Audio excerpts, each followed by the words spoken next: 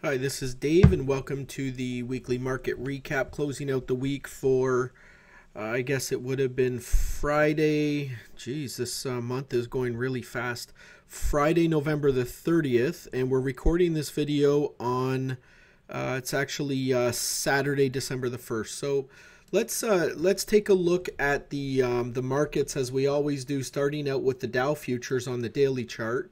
And the interesting news, or not news rather, but the interesting happenings from a technical perspective in the market this week is, we had this trend line in play here, this white line here, and we broke above this trend line, and we held it for 2 days, and we held it into the close, closing out the week for for Friday. So this is a pretty significant. We spoke about this in last week's video as one of the preferred potential scenarios where just kind of going back, we had this 61.8% retracement of the major move from, the low that was down there to this area of highs, and we had this substantial pullback right into this area here. And we talked about the reasons why in one or two videos ago, why we felt that this level was probably going to hold, and we were looking for a move back into, some of these higher resistance levels. Well, in last week's video, what we were talking about was a scenario where we felt that these lows would probably, in my opinion, I felt that these lows would hold for a couple of reasons, and I'll get into those. But essentially, we were looking for, some resistance at this trend line, and then we were looking for confirmation of what we felt would be a good enough reason to believe that we're getting back on the long side. So let's look at the evidence. So the scenario was, the scenario, or one of the scenarios we talked about as the preferred scenario, was a move back into this trend line, some type of a pullback, and we talked about some level, some type of a pullback. Well, we got the pullback here. It wasn't the kind of pullback I was expecting. I was expecting more of, a pullback where it was maybe, something like this, but that it would close and then it would push through. But I mean, the scenario still kind of played out. You had a low, you had a move back up, you had a 1 day pullback. So this pullback came in here, and then it got bought right back up the same day. So I wasn't really expecting that kind of price action, but it's still overall what I was sort of looking for.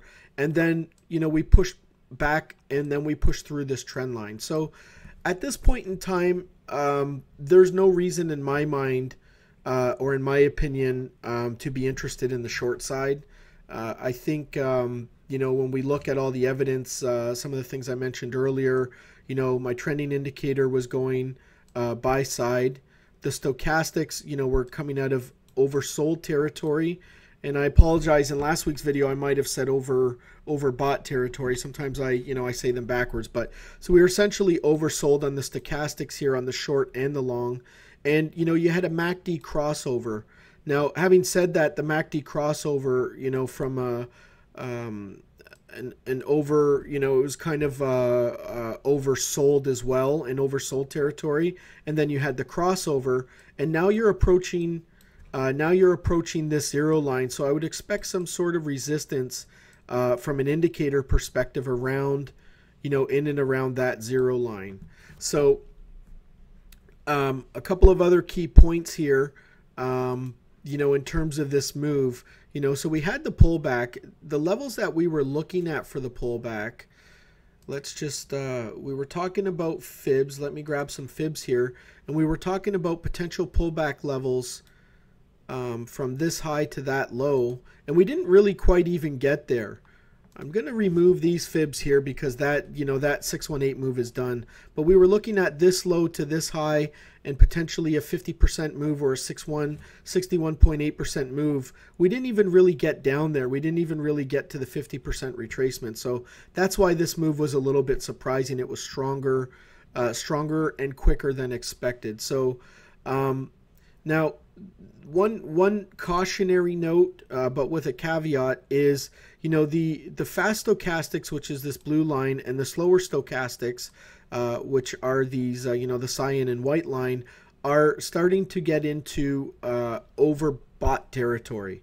But that being said, if you go back over here in time and you look at, when these situations took place, here was only a small pullback to the 8-period exponential moving average, and then you can see it stayed, overbought for a long period of time, and you got quite a bit of trending action and moved to the high side when that happened. If you go back over here in history, same situation here. You had a pretty quick pullback, and then you popped up substantially higher, and you stayed overbought, for quite a long period of time.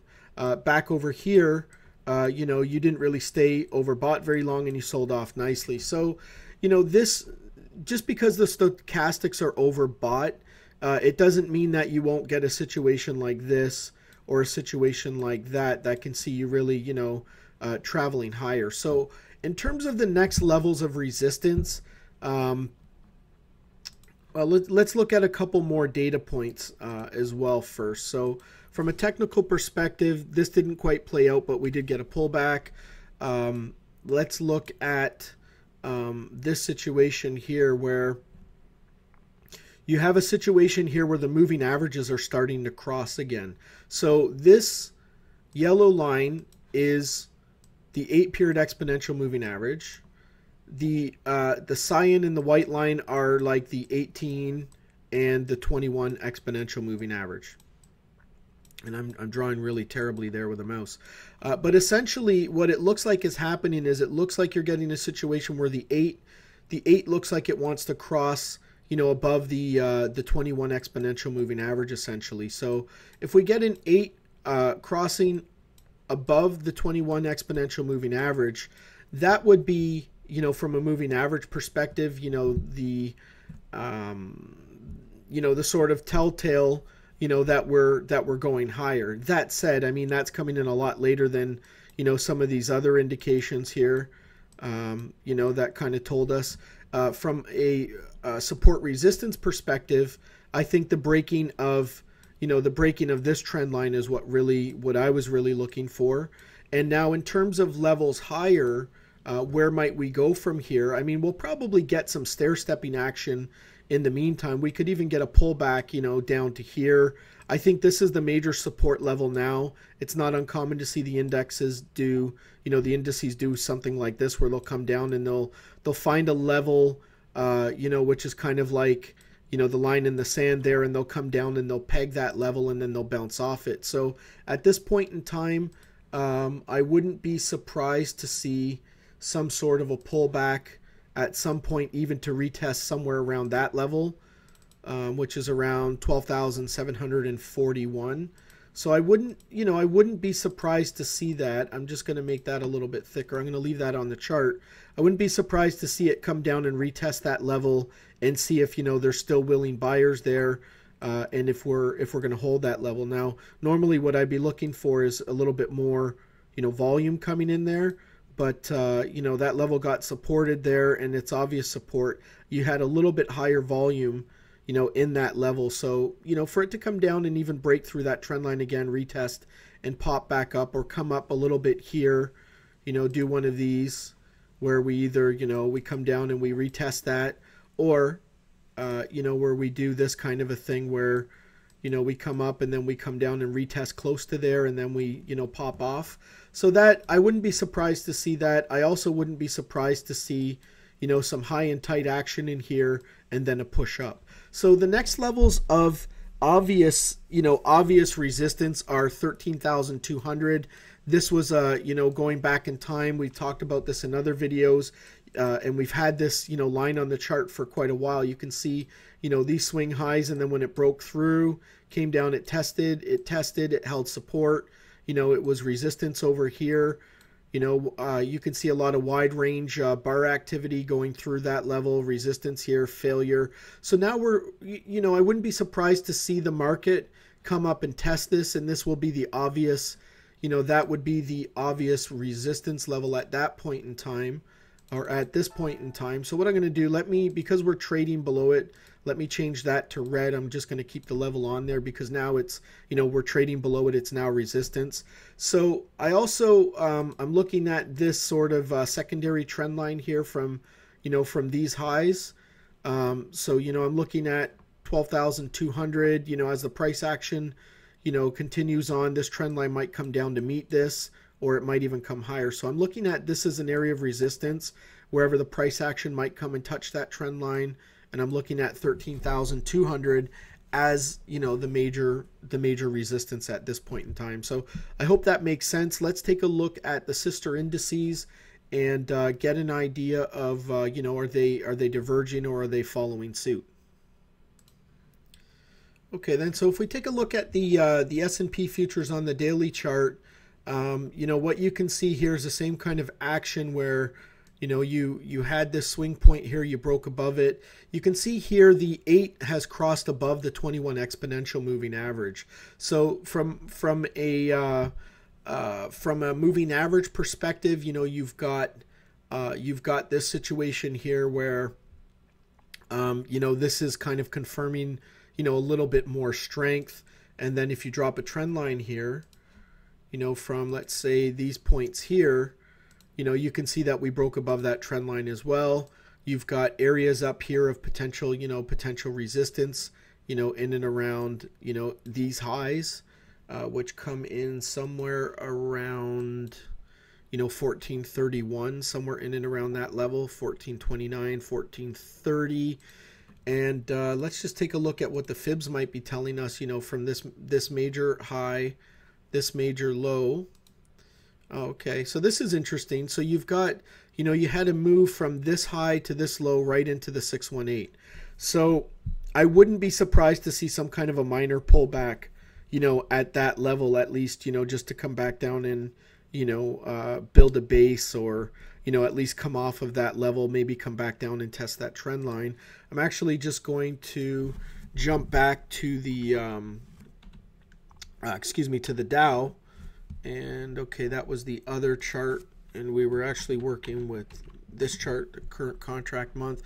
Let's take a look at where the fibs are coming in there. I didn't really look at that. I was looking at, let's see, mostly all the other data points. Let's see where the 618. Okay, so the 618 comes in around 13,100, somewhere in and around that level, the 618. We're just above the 50, and we seem to be holding support at the 50% retracement. So from a fib perspective here, if we come up, the immediate resistance from a fib perspective in the Dow is going to be around 13,100. And it's not uncommon, for it to struggle around that 61.8. And then that 61.8% retracement is going to be sort of like the fib, the fib line in the sand between long and short from a Fibonacci perspective. Okay, so this all looks pretty interesting. Let's go back to... let's go back to the S&P futures. Okay, so I mean it's really the same story here. You just have some earlier indications, of the 821 crossover here. The other interesting data point, at least from an indicator perspective here, is that the MACD looks like it's ready to test this zero line, which is, from an indicator perspective, potential resistance. The stochastics look kind of the same. You didn't really, the trending indicator looks a little stronger. Other than that, there's nothing really that worthy to note other than the 821 crossover, and, we're already at the 61.8% retracement of the move from this high to this low. Okay, so let's jump over and take a look at the NASDAQ futures at NQ. And let me just delete a couple of things off here. The NASDAQ looked like it, took a little bit more of a beating than the other stock indices. Let's take a look at a couple of just data points here. And let's see, you've got that sort of trend line there. So you broke that trend line. You didn't get as much of a pullback here, but you got a pullback down to the 21 exponential moving average once you broke above it. The 821 is crossed over. Stochastics are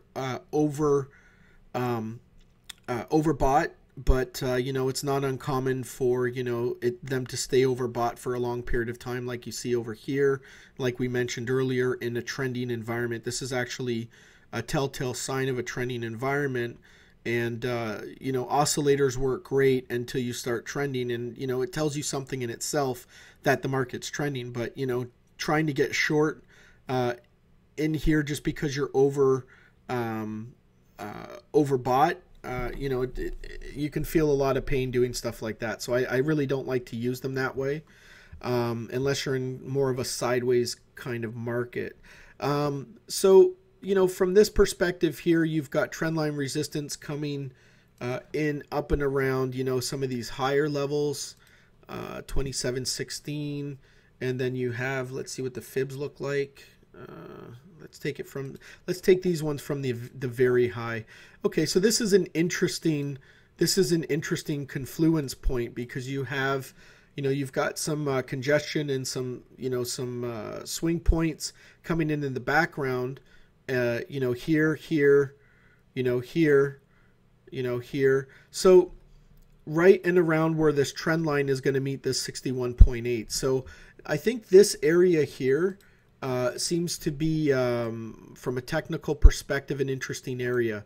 So it almost looks like, a magnet. So the NASDAQ is finding a little bit of resistance in and around, the 50% retracement, but this area is sort of looking like a magnet here with, you got the trend line and everything else, the 618 coming into play. So this will be an interesting area to see if we're going to tag it and maybe pull back from it, or, just to see if, that area is going to be a magnet and we're going to gravitate up into this area. Okay, so it looks like a magnet from a technical perspective. I said that 50 times. Okay, let's move on. Let's take a look at the the dollar index versus the euro. Okay, here's the dollar index. For some reason, we lost some of our data points, so I'm just going to reconstruct them from memory.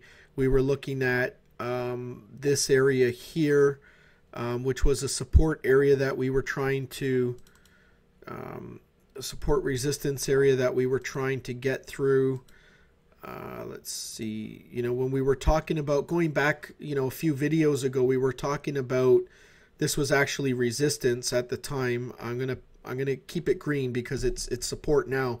But we were talking about this complex bottom, what looked like a complex bottom coming into play, resistance, pull back, boom. We broke through it on this wide range bar right in and around here, and then we pushed off. And if memory serves me, in last week's video, what I was talking about was, we had the dollar index plunge right into support, and you had the stock indices, into resistance. So what happened was, I'm just going to flip back to the Dow just to illustrate this point. But if you look at the Dow, we were right in and around this area here. You see this bar here? And, we couldn't get through that resistance. We couldn't get through those highs. Boom, we had a quick pullback, before we resumed higher. Well, if you look at the dollar index, we had the same sort of situation where it was flirting with a line in the sand kind of level, where, we pulled all the way back down into the support level, that we had identified because of, this kind of action going back over time, and this wide range bar pushing through it. So we came all the way back down into this level, and we had closed there at the last, I believe that was the last Friday, and I said, I wouldn't be surprised to at least see a bounce off of that level. I don't think it's just going to crash through it.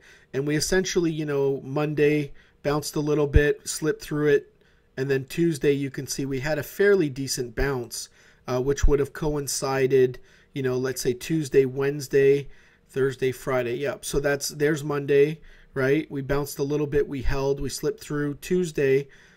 Tuesday on this bar. Tuesday and Wednesday of this week that just passed.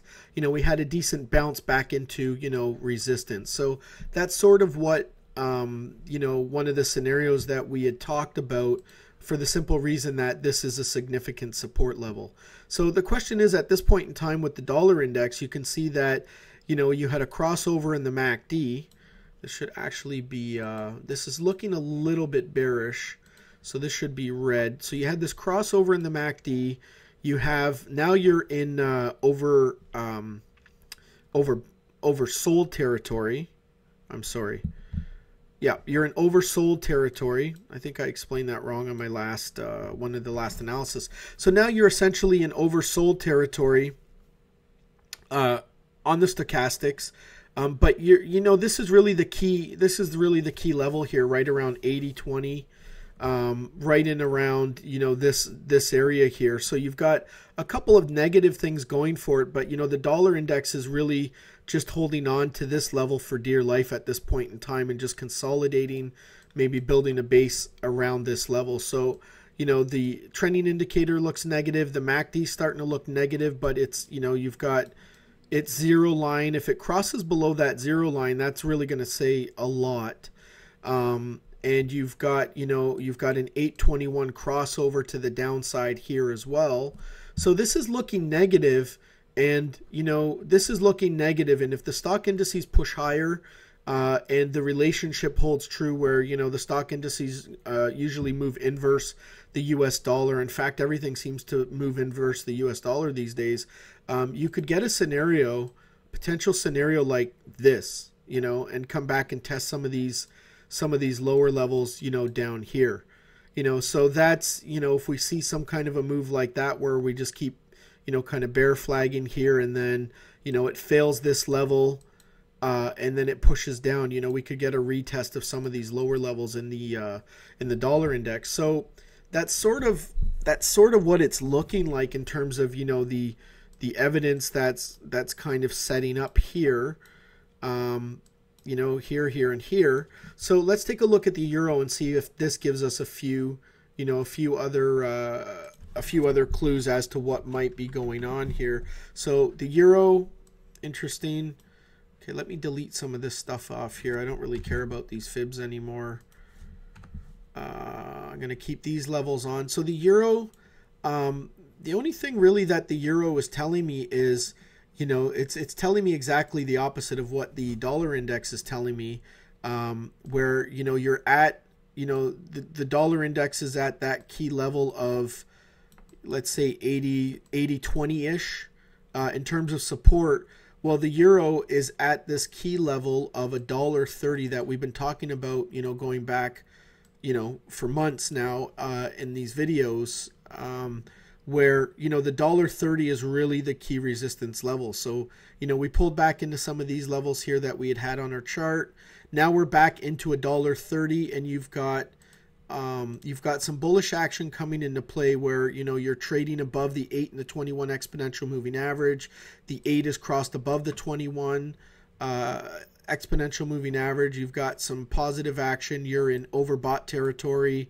You're just crossing the zero line here, but this is net positive on the MACD. So, in order to get anything actionable, we really need to get above this $1.30 level in the euro. So, the dollar index here, just to recap, and I apologize if I repeat myself a lot here. I'm not sure sometimes, as you're recording these videos, if you're really getting your point across or not. But so essentially, dollar index at major support, euro at major resistance at $1.30.